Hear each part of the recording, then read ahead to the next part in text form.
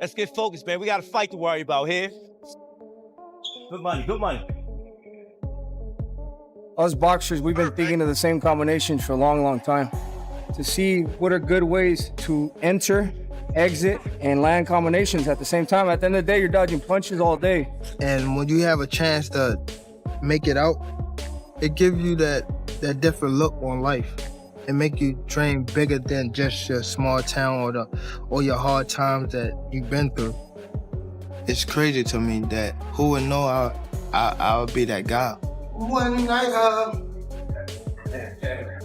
know what's up. You listening to you. I know what's up. He listening to you. Gervonta, Dave, my first time watching him. I seen him a video on Instagram, man. I looked up his highlights too. That dude's a beast, man. He's great speed, great defense in those uppercuts, man. I mean, I appreciate boxing. You know, I'm not a hater, man. If I see somebody I think is good, man, I'll talk good about him. You know, some people they just see boxing and they don't appreciate it. They talk bad about him. But me, I see a good fighter. And After spending years working with Calvin Ford, Gervonta "Tank" Davis appears ready for a major change as he enters the next stage of his career. Reports say Davis has been training with Jose Benavidez Sr. for several weeks, giving him time to see how the new setup worked. After that experience, Tank reportedly decided this was the team he wanted beside him for his next fight. It's a significant decision because fighters rarely change their coaching team after so many years, unless they truly believe the new setup can help them improve and reach another level. You're trying to land the best punches. You're trying to make the highest possible decisions in your head. In fights, everything is do or die. When you take the hesitation away, sometimes you really know, believe in yourself, believe in your skills. I'm not trying to let fear, basically, that's what it is. I knew I'd be big, but I never knew that I would be like the guy that actually like break them doors. Calvin believed in me. Calvin believed in me no matter what. That's what was the important piece of me staying focused and I know I have somebody that's counting on me. Calvin was making sure that I was on the right track. And whoever go against me, Calvin was standing beside me. You know what I mean? Calvin was that guy that had my back for sure. That's what we do.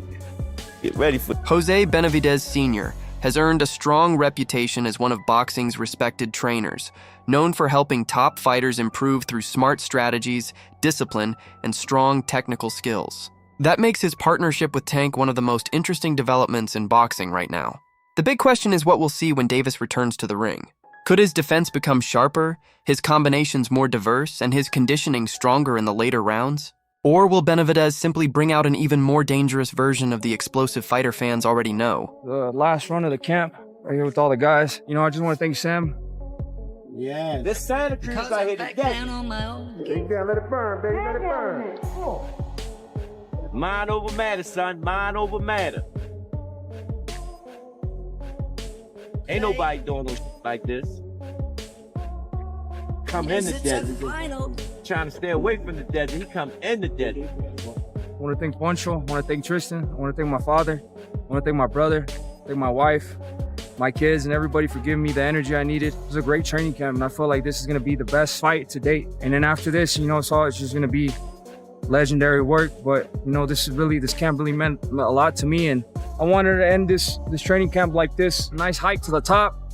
Coming up here, I was always that kid that know when the time to buckle down and things like that. Like, I know when it's time to get serious. You know, I know how to focus, you know, no matter what. Sometimes having a new voice in the corner can completely change a fighter's mindset, and that can be just as valuable as learning new techniques. But switching trainers also brings extra pressure because expectations immediately rise. Fans will be watching every round closely, searching for clear signs that the new partnership is actually improving Tank's performance. One thing is clear, though. If these reports are accurate, Gervonta Davis isn't making this change simply for attention. He believes Jose Benavidez Sr. can help him continue developing, winning fights, and proving why he remains one of the most dangerous fighters in boxing today. 12,000 feet right now in the elevation. Finished with my prayers. You know, we had like about 20-minute prayer right here. For me, this run means a lot to me symbolically. You know, I made it to the top. You know, I've made it to the top of the mountain countless times, and with the power, the energy, and the protection from God, I keep making it up and I keep, passing them thresholds. So, I know where I am. I know where God stands in my heart. I know where Jesus Christ stands in my heart. And, we're just going to keep making it to the top. And in his name, we're going to keep fighting. Yeah, both of them. That's all I want to know. Yeah, both of them.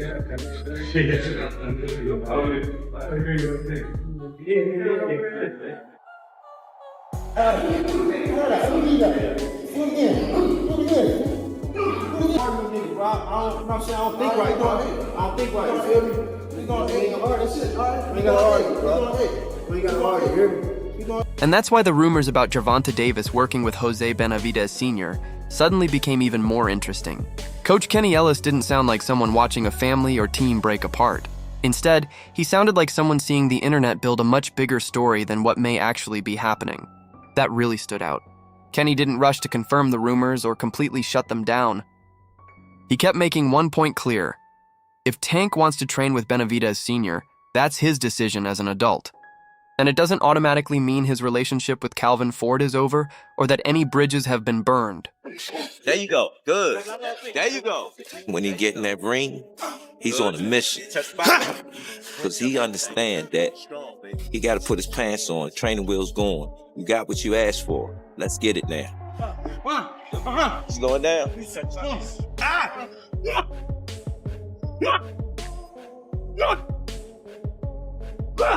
30 seconds.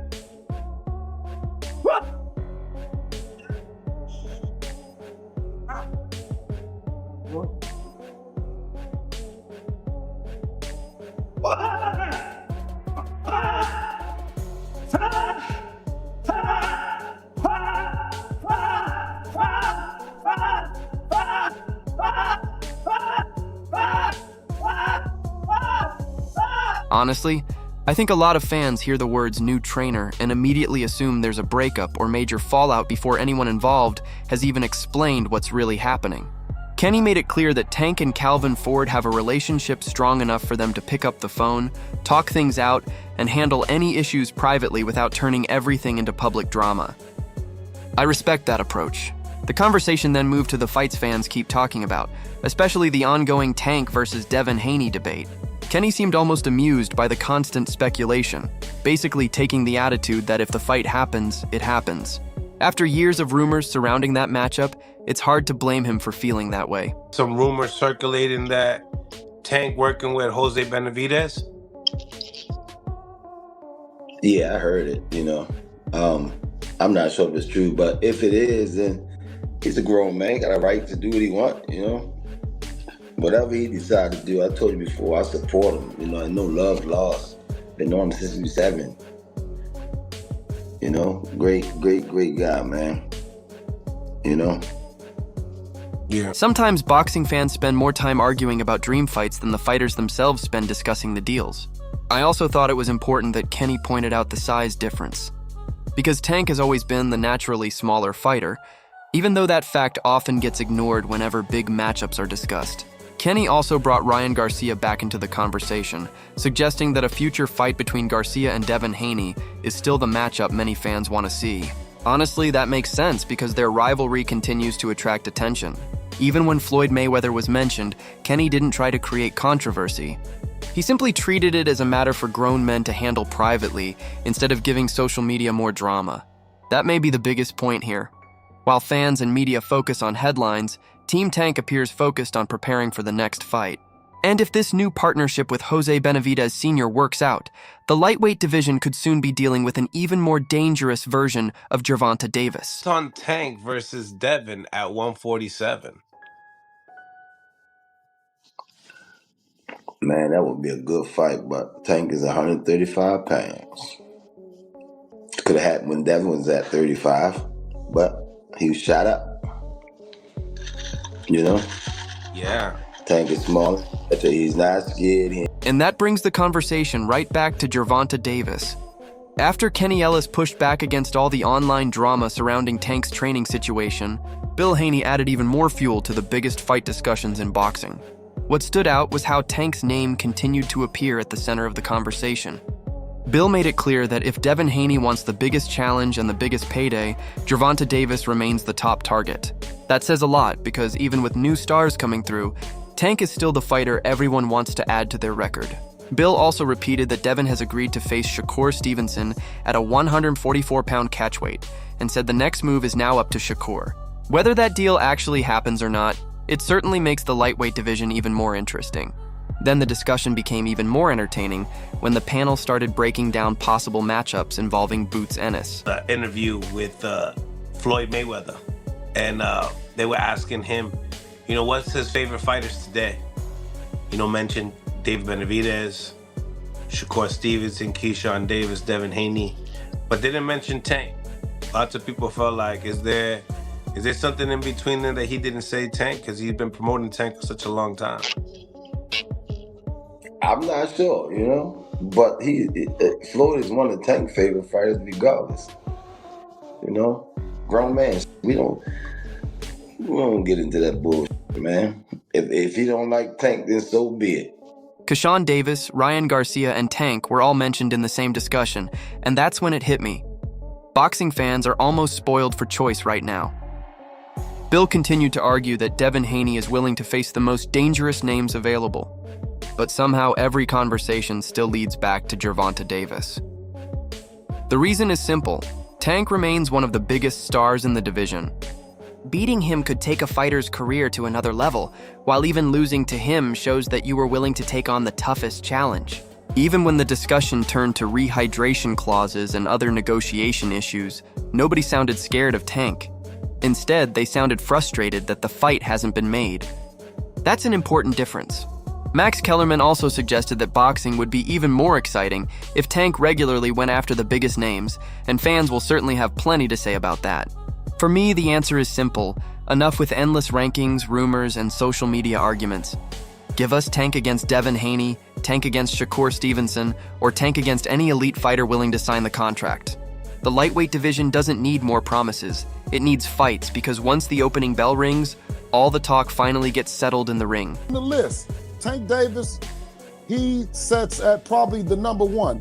I mean, we've been had back and forth. I think that when you talk about him fighting a Jake Paul, if that was realistic, there's no realistic weight that Jake Paul could have ever come down to Devin's walk-around weight. So I consider this as real.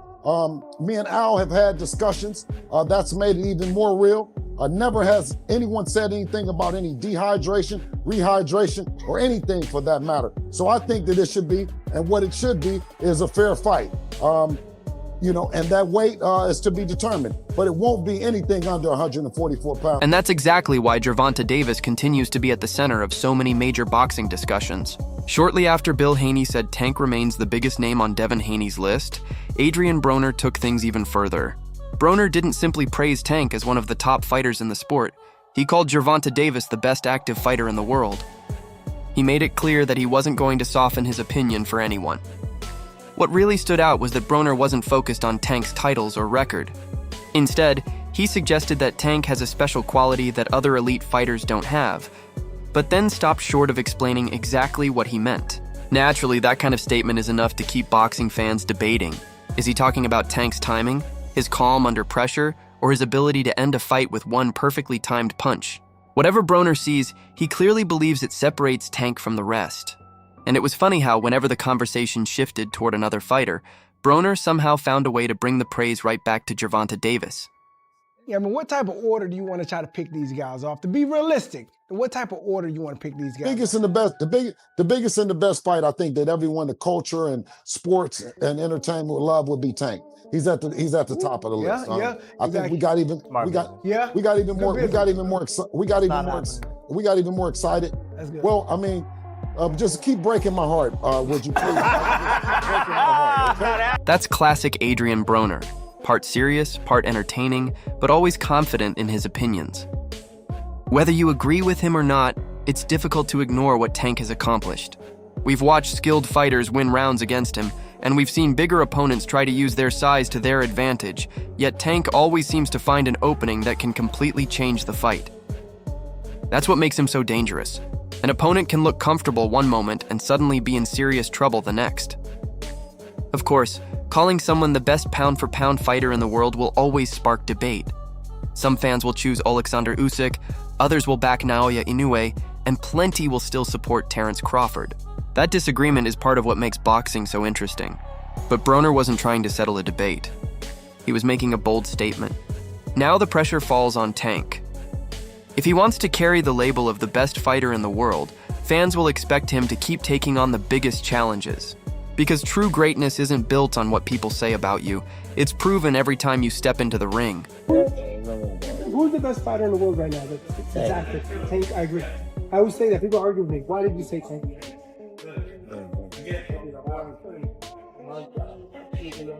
I'm gonna try to say this without respect. Everything that them boys got, he got.